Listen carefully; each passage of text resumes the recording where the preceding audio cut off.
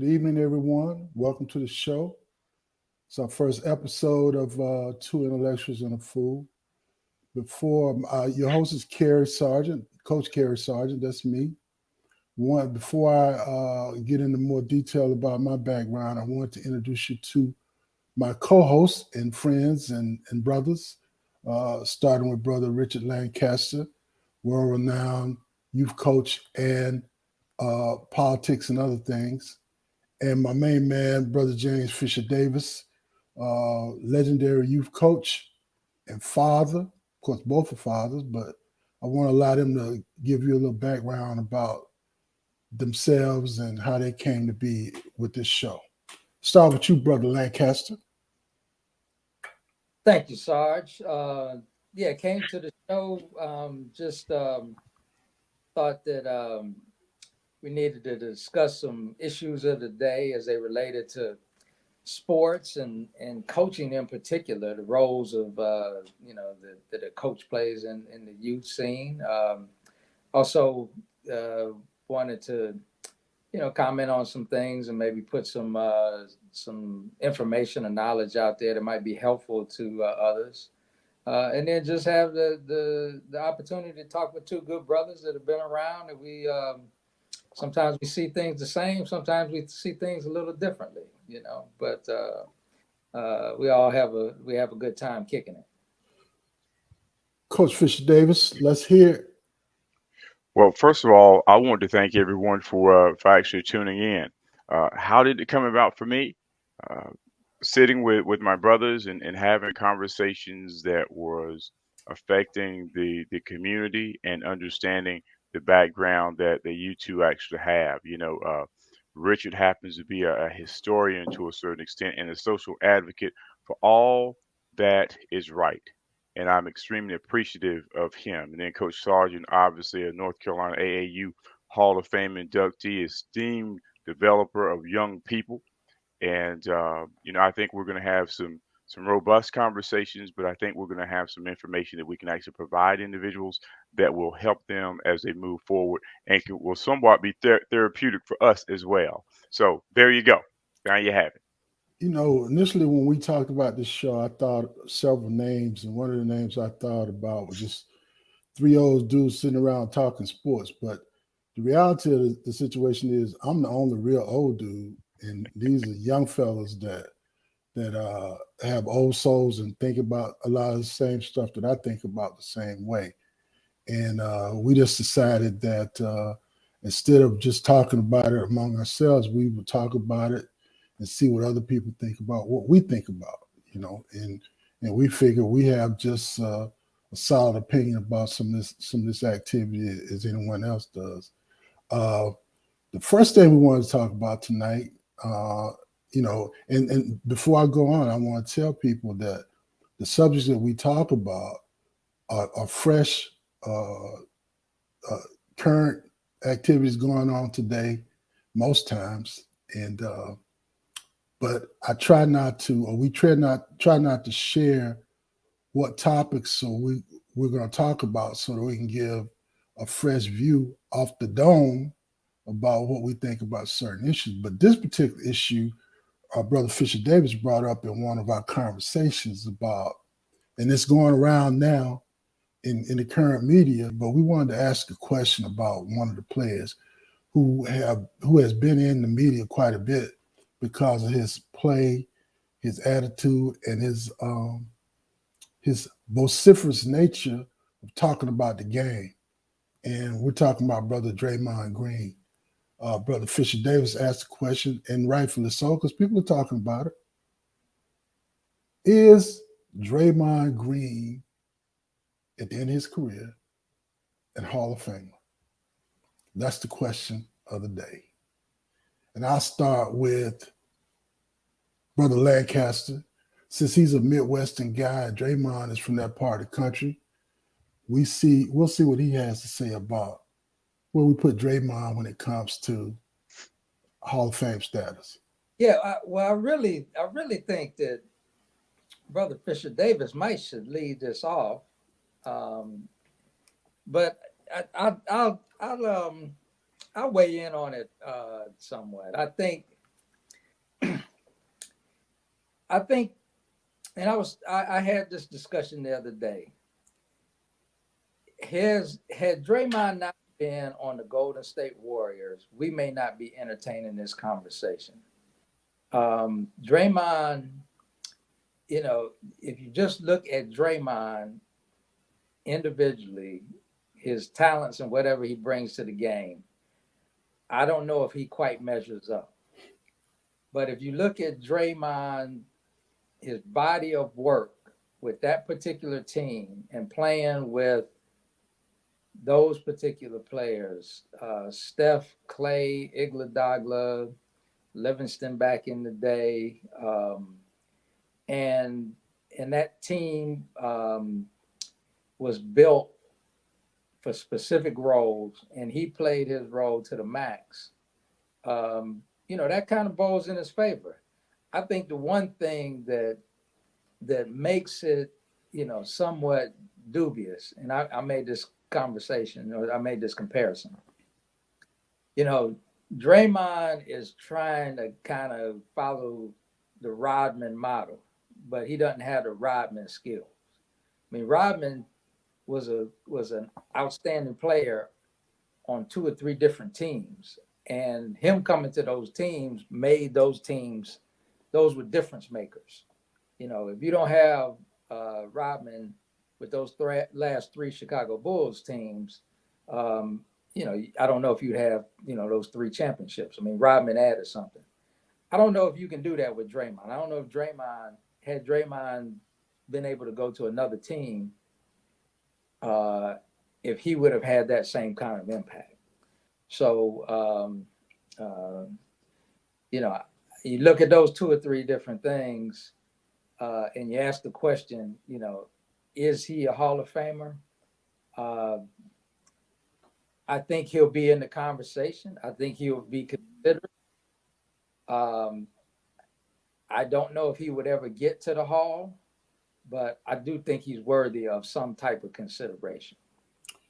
Coach, what do you say? I tend to agree a little bit with Richard on that, but I'll let you go ahead and say what you think about it. It depends on your matrix. It depends on what your rubric is.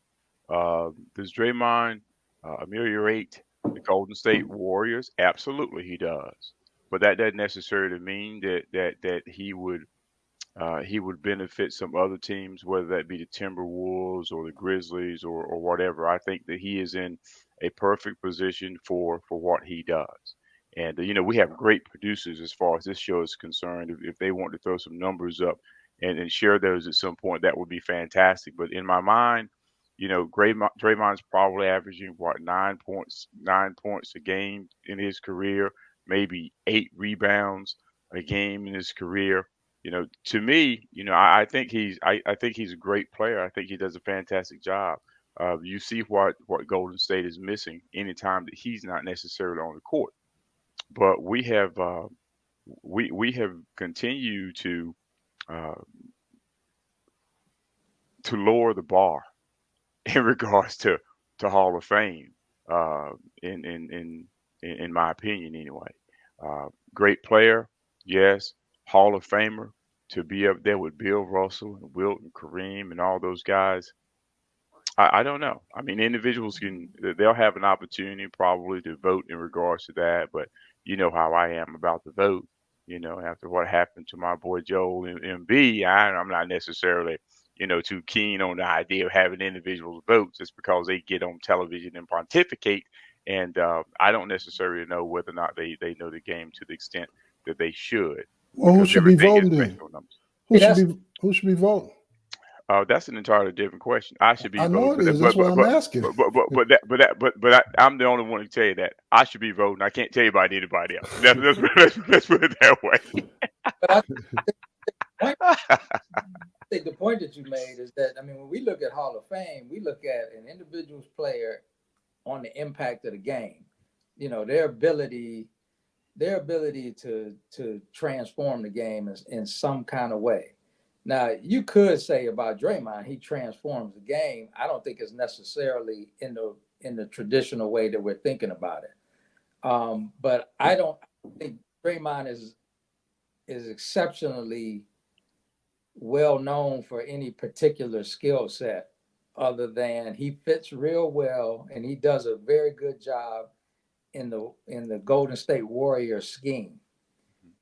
And now, could he do that in some other scheme that had a Steph Curry? Could he go to Brooklyn and do that? Maybe. I don't know. I just don't. When you think of Hall of Fame players, and again, I look the closest comparison, I would say Dennis Rodman. Dennis Rodman flat out could go get that ball and rebound. He is an exceptional rebounder. And I don't even know where he stands in, rebounding numbers, but he's got to be in the top 10. I don't know where Draymond is in any particular statistical category. But Well, I can tell you this. He, like Fisher Davis said, he averaged less than 10 rebounds a game for his career. Dennis Rodman averaged in the teens as it relates to his rebounding stats. Yeah. And he made all defensive team, I don't know how many times. As far as I'm concerned, I'm a shooter from my playing days. I like to coach shooters. I like people that play defense, but if you can't shoot, you trash to me. Yeah. Draymond can't shoot. You didn't tell the audience. I'm gonna tell the audience. See, audience, you Kerry, because his other is straight no chaser. So, and you just got a glimpse of that, and you're gonna see more of it. Stay tuned. I was joking. Draymond is not trash. I think for the system that he plays in, he's perfect for that system because you need screeners and back cutters in that system. A lot of people are not willing to do that. Rodman wasn't that kind of screener. He just, like you say, go get the ball. I compare Draymond more to Ben Wallace, who I was stunned when he got selected to the Hall of Fame. And that goes back to what Coach was saying about the Hall being watered down. I do think it's a little bit watered down now. There are great players. Grant Hill have the kind of career that would allow him to make it to the Hall of Fame. Even though he was a great player, but he was hurt so much that did he really put in a Hall of Fame career, or did he get in because he was a media mogul at this point? So I mean, there are a lot of things that contribute to how you get in. I think that the reason we wanted to talk about it is because people are talking about Draymond getting in, and I think he will get in because once he does leave basketball, he's already solidified a place in the media, and I think that's what's going to get him over. Yeah. So, but Coach, I was going to ask you about the question I asked you that you didn't answer, which you are prone to do, but I forgot what the question was. So You asked who should be voting. I answered that. No, you didn't. Yeah, I did. You the only one. You the only one should be speaking. voting. I'm speaking solely for me. That is whatever it is. But that's my answer. Let me ask Richard this with an unselfish answer. Richard, do you think the media should be voting on Hall of Fame alone? Or do you think the players should be voting? I think there should be some players that should have a vote. I don't know how they do it in other sports. If current Hall of Famers that are still around have a vote. I know media has a vote. Fans. Yeah. Well, that's for the All-Star game, brother. They don't have. It's just straight media for the. Well, and a lot of, as James was saying, a lot of the media, are former players, and so they may get a vote by virtue of being a part of the media, from that standpoint. Yeah. But I do think that clearly some, there should be some player input. The media, and there's, like anything, there's some journalists that are a little bit more, objective and, can evaluate a little bit better than others. Like, I mean, take the TNT show with Barkley, with Shaq, with Kenny Smith and Ernie. I mean, um, should one of them have a vote? All of them have a vote. I mean, I was kind of tempted to say maybe Kenny Smith. While I think Kenny is, I like his commentary. I like his analysis. Um, I don't know. I mean, I think if you left it up to Kenny, Kenny might put himself in, and I don't necessarily know if he was a Hall of Famer. No, he's not a Hall of Famer, but we're talking about a career now, and the rationale that I'm hearing on national sports media is that they cover the games more than players see other players play. And if you're covering the games, you analyzing the games, I kind of lean toward the media being more objective because if my boy is up for the Hall of Fame, I'm voting for my dude. If I played with him, he could be a scrub. But if he's up, I'm voting for him. And that's what you have to be careful about, that favoritism when it comes to those kind of votes. Yeah, yeah, yeah. But anyway, let's move on to another topic relative to Golden State, which is in the media now. Do you put Steph Curry? And I know it's sensitive because Steph is from here, and Coach Richard Davis probably knows him and his family much better than anybody here.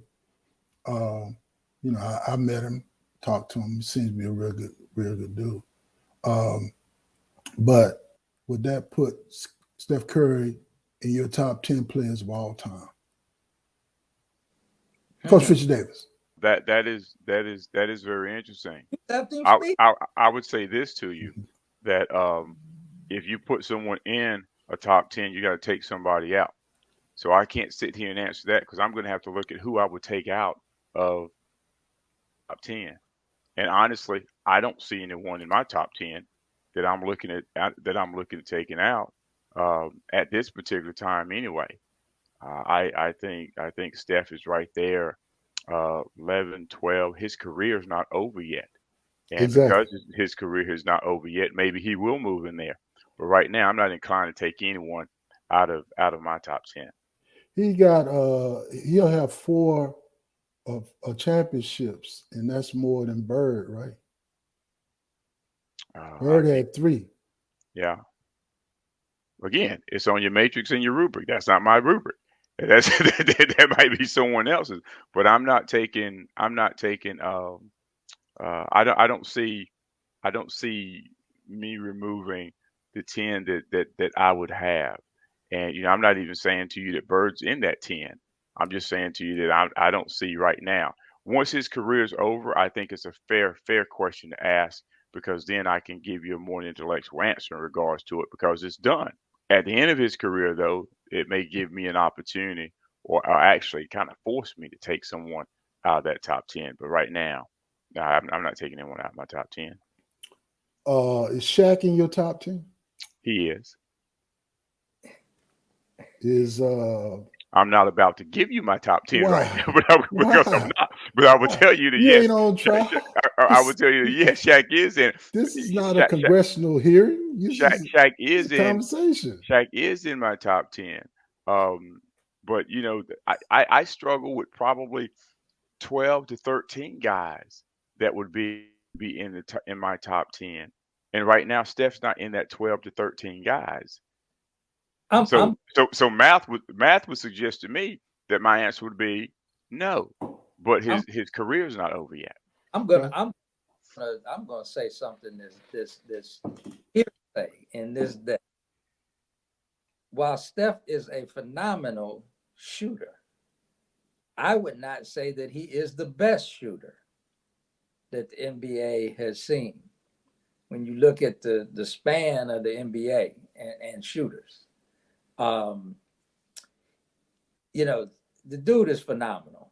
The dude is phenomenal, and you got to give him you got to give him his credit for taking it one exceptional skill that he Wait a minute, had. wait a minute. Before you go, I don't mean to interrupt. Before you go on, and before you take my spot as the fool, you saying that Steph is not the best shooter that you've seen in the NBA in history. In history. Okay, And all right. I just want to be clear. I want the audience. Y'all they, heard what he said. Steph I, is not the best. We are here. Just to let y'all know, we are here located in Charlotte, North Carolina, the home of Wardell Stephen Curry. And this man is saying that Steph Curry is not the best shooter in NBA history. Carry on, brother. history. That's what I'm saying. Like I said, phenomenal in terms of him taking his exceptional shooting ability, Right. and broadening to that to where he's got tremendous handles.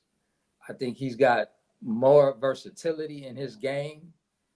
He can get to the stick and finish. He has the type of strength that allows him to, to make those moves and those adjustments. Um, it just impresses me that he ups the level of his game year after year after year. But I think I would also say, what I would also say is that Steph needs,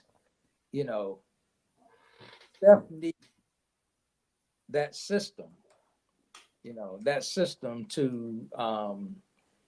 to give him to give him a good percentage of the opportunities that he gets. Okay. I don't see Steph as like maybe a Kyrie, where Kyrie is going to he's going to create his own options. He's going to, whether or not he gets, the picks or not. Well, wait a minute. Let me interrupt again. So are you suggesting that Kyrie Irving is a better shooter than Steph Curry? Well, listen, before he goes there, Coach, before he goes there, let me say, may I say this? May I say this? Because then I want to hear Richard's answer as well. I will say this in regards to Steph. I think Steph can play in any system. But the reason I think he can play in his system is because he has a basketball IQ that is off the chart. Because he's one of those guys that he does not necessarily have to dominate the ball because of his movement, because of the way he utilizes angles and the way that he's able to utilize screens. And the fact of the matter is, as soon as he runs across midcourt, you have to be right there in his grill. Otherwise, he may actually pull up and shoot the basketball. So I think that he could play in any system. To be frank with you, I just think that there's still some work to be done because at the end of the day, the NBA has been around for a long time, and there have been some very, very nice players to play in the NBA. The No, game has well, changed a little bit, but I think he may well get there. He's just not there yet. no, but see, Richard moved to another point. He left the top 10. He went into something else, talking about shooters. And I want to hear if Kyrie is a better shooter than Steph. That's not what I was saying at all. Okay, all right. I just want to check. And again, I'm stepping out there. I mean, and what Steph's got the most 3-point shots made of anybody who's played the game. Probably So, attempts too. yeah, I mean, and that's the thing. I mean, and he's got a high percentage, and like I said, it's somewhat hearsay because, I don't want to. I want to acknowledge the work that he's put in. That's what's impressive. Okay, you done that. Now let's get to who's better shooter. Oh, I mean, he's a better shooter than Kyrie. Well, who's the best then? If he's not, I got to put Shuttlesworth in the conversation. is the best shooter compared to Steph? Okay, I got okay. They didn't have 3-point shots back then, but you got Bob Love out of Chicago, Butterbean Love. You got Gail Goodrich. This is what you're doing. You losing our young people right there because they don't know what the hell you're talking about. That's true. And I understand, but I would say, because I'm older than both of y'all, Gail Goodrich didn't have a range, not nearly close. Bob Love had a corner jump shot. That was it. And then, like you, I think you mentioned Larry Bird. Didn't have the range that Steph has. Hey, the one place where I'm wrong about Steph in creating his own shot, and James mentioned it. Steph literally is in range when he hits the opponent side of the circle. Okay, Yes. when he's opponent side of the circle, he's a threat at that point. He literally could probably pull up from there and make a fair amount of shots. Okay. But let me also give credit where credit is due, because I think last year it was a Curry who led the league in 3-point field goal percentage, but that was not Steph. He doesn't have the range his brother has either. That was I'm not talking about range. I'm talking about 3-pointer. I don't care whether you're towing the line or whether you've crossed midcourt. So I listen. I had to give him credit where credit is due as well, because I know he's worked extremely hard on his game, and he deserves his it. But path we ain't there was a talking little about bit him. more We ain't difficult. talking about no Philadelphia 76ers. We're not talking about he's a He's Brooklyn not a net Sixer. now. But look, let me tell you, as a guy who came through, the people can't remember, they didn't have 3-point shots when I played. As a person that had range, the reason I like Matthew Fisher Davis is because he had range on his jump shot. He just didn't have a mid-range game. He had deep threes. And for me, that's what tips Steph over the top, is because of the range he has and how many places he can shoot the ball on the floor. It's just not corner jumpers. It's just not wing jumpers. Top of the key, left side, right side. It's unlimited. Shuttlesworth in that. And for those that don't know, he doesn't have the range either. Shuttlesworth is Ray Allen. He doesn't have the range either. You think he got the ranges?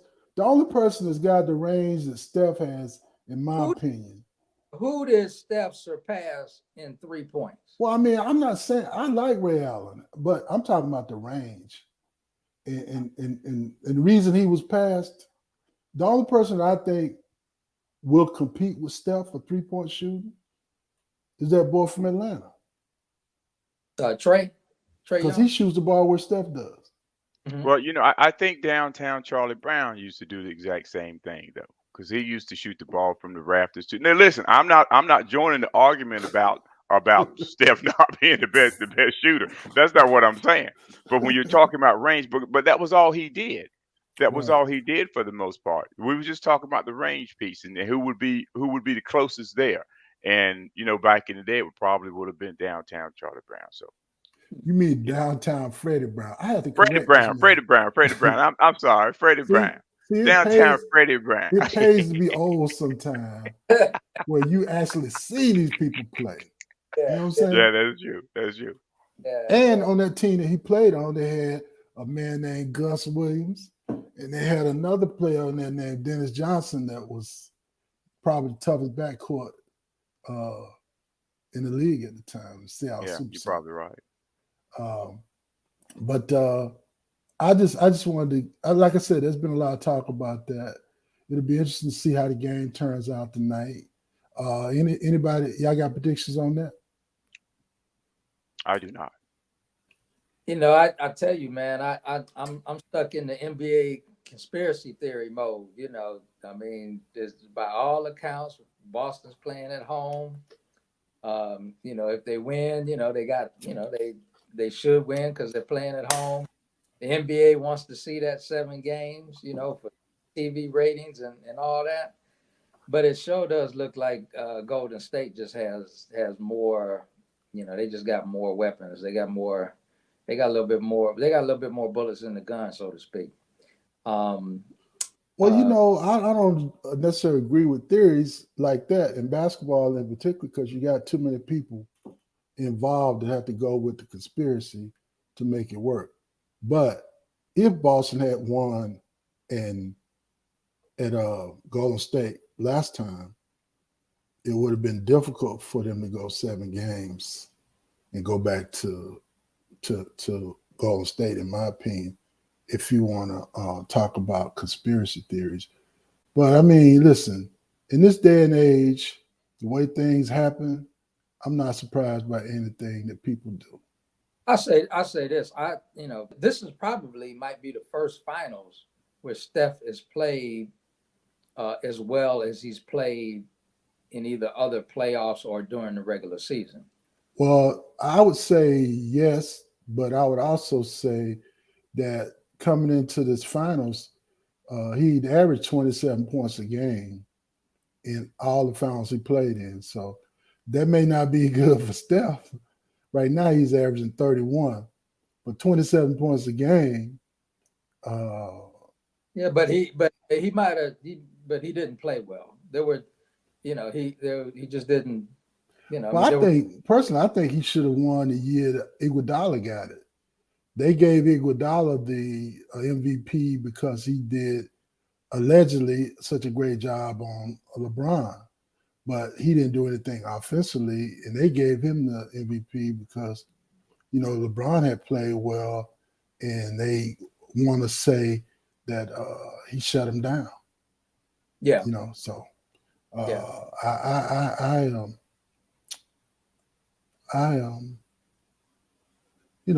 want to, I want to see how it goes tonight. All right, let's go on to our wrap up, and I wanted to ask y'all the off the wall question, and this is really off the wall, especially for Coach James Fisher Davis, because I know he won't have a clue to this one. Then why are you gonna ask? Because I know I just want to see you look goofy. That's why I want to see. And this is a question that Richard Lancaster asked his guests on a past show and made them look goofy. But the question is, Cardi B or Nicki Minaj. Nicki Minaj. Yeah. Cardi B or Nicki Minaj. Well, see, now that's a little dated, Coach, because nah, it ain't. They still talking. Cardi B, who you got? Well, I'm gonna help. Well, he. First of all, I would hope that this is not reality TV or any of those things that you're trying to talk to me about, because I don't spend my time in regards to that. I'm much too busy to spend my time in reference to that. So that would be my. I would say if it's one of those, I can't give you an answer in reference to that because I don't watch those shows, because again I'm trying to I'm trying to ameliorate the planet best I possibly can. And so are you insinuating that we're not? No, I'm not insinuating. What I'm sharing with you we're is not that busy. No, what I'm sharing with you is that I am suggesting that I am too busy. I'm not suggesting that anyone else is we not are too Renaissance busy. Men. That's what we are. Yes, so you are. We expect you to be the same. And that's why I love you both so much, because you are Renaissance men. But no, I'm not watching that. He may have some insight that we don't have, because best I knew is that both of them are performing artists, and they may have reality TV shows or not. I didn't know. I have absolutely no idea. I mean, I'm kind of a little bit in James' camp, because I haven't, at the time I asked that question, I had a little bit of insight into what was going on with either one of them. I think, just on pure, and I don't know, for whatever reason, somehow or another, Nicki Minaj, for me, she seems to have, I don't know if it was she was first on the scene. I don't know if it's because she put out a song that I liked, and has a little bit of a little bit of bounce to it. She has a what, Coach? Cardi, She has a what? Cardi. Hey, She has a what? look, Tell me Oh, what the what is. She has a look, what? look. And you think I'm going to answer a question like this, and my Coach lovely wife is pretending inclined to be he watching that? look. She has a what, Coach? Coach I'm not pretending that he answering. don't know who Cardi B and Nicki Minaj are. See, Cardi, it takes a brother like me to check him on that because I know you can't miss that. Go ahead, bro. Cardi, She has a Cardi, what, Coach? Cardi to me is just a little, I haven't gone into Nikki. She might be the same thing. Cardi No, Coach. Just spit it out. Spit it out. brings it too hard, man. She doesn't. She's raw. Oh, she tells you what she wants. She tells you where she wants it. She tells you, and hey, and she comes hard. That's her. See, so you just both of you need to know that right now I'm having technological difficulty trying to hear you guys. So Yeah. so that's I apologize. I'd love to answer the question for you, but I'm Well, having some listen, IT issues here. Yeah. I love putting two straight laced, tight brothers on the spot. Because I'm with I'm out there with the masses. You in the street. I'm in the streets. And for those who don't You know, know they will know. Yeah, We they we will know. know that I'm in already. the streets. You know what I mean? I know what's going on with the public. See, I know y'all live these sheltered lives, and y'all, in the library reading and stuff. Where I'm Well, out there in the streets talking to people. I recall. I think I text y'all in the middle of the day. I just happened to see Richard, Sage. you sure you want to tell this story? Are you sure you Yeah, want yeah, to tell yeah, this yeah. story? Go ahead, let him tell it. Happened to see Sage still on the telecast, and then I saw someone else, and I was commenting to YouTube brothers of the quality of ESPN commentators. Yes. No, the intellectual thought that they bring, the You were not talking about anything that they were articulating, so don't start lying to these people. and the thoughtfulness of their analysis, Okay. Okay. the crispness of their presentation, um, the look and the feel Yeah. Yeah. of their commentary. Um, it was a beautiful thing to see. Yeah, well, it And was that's for some exactly of what he them. said in it. That's exactly what he said in the text too. It was a Yeah, beautiful thing to see. yeah, it was for some of them. I'm not a real big Sage Steele fan for other reasons, but she's doing her thing. She's suing ESPN now, by the way, for discrimination.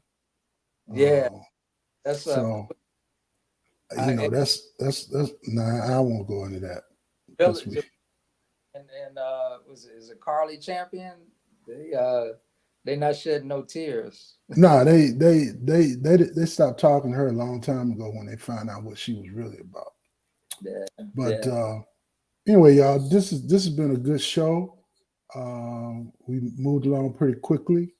Oh, Um, thing, and we don't have to take a lot of time on it, but I do think it's worth mentioning.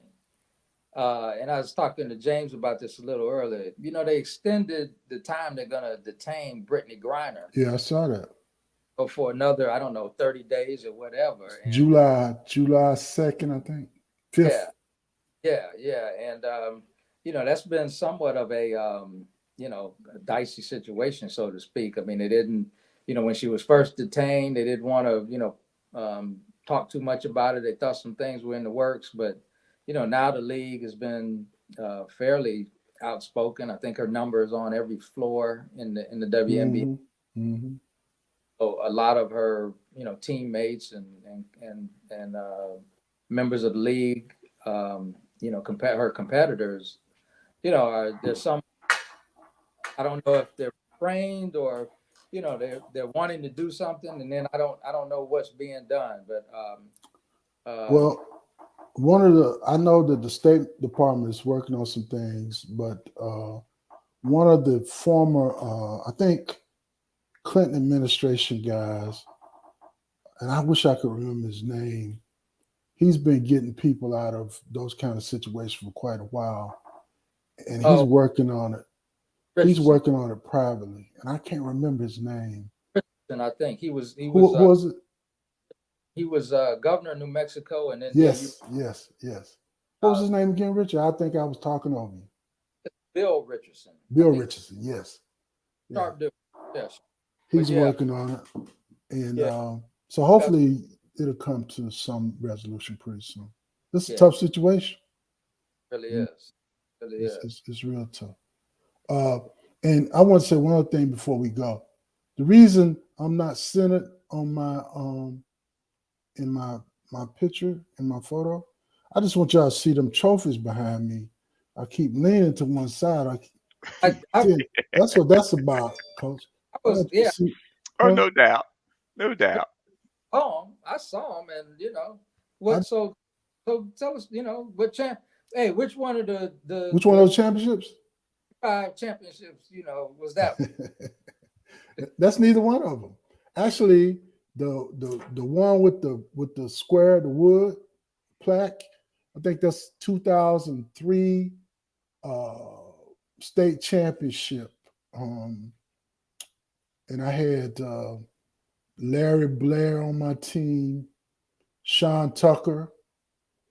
We blew through the state. Like, we played up at NC State. We blew through it like it was nothing. It was Corey Farmer, Sam Hennett. We had a nice squad that year.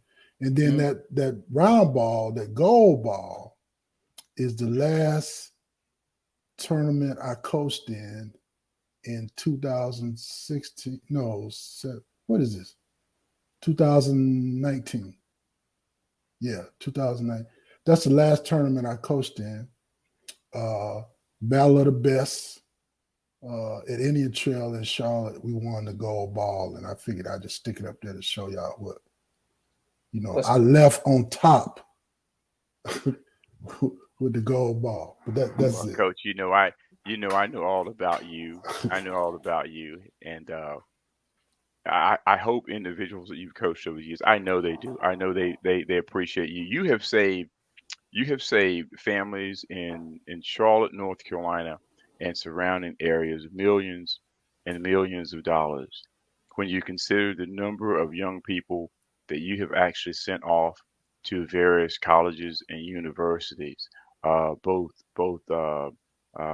women as well as men programs, and you are top notch. You have been doing it for over 3 decades. You're not a Johnny come lately type of individual. You have been doing it for a long time. And sometimes people step out there and they don't necessarily have the credentials that you have, going into some of these homes and dealing with some of the kids that we know for a fact need that mentorship. And the fact of the matter is, you and Richard both, you go different places, and you're able to go from the bottom shelf to the top shelf. And I commend you guys in reference to what you do and how you go about the business of doing it. And I appreciate you a great deal. And I'm more than certain that these young people and the families appreciate you as well. Well, I appreciate it, Coach. And that's why on this podcast, I'm the fool. Because them kids drove me crazy all the time I was coaching. And my mind is not quite what it used to be. I want to thank y'all in the audience tonight.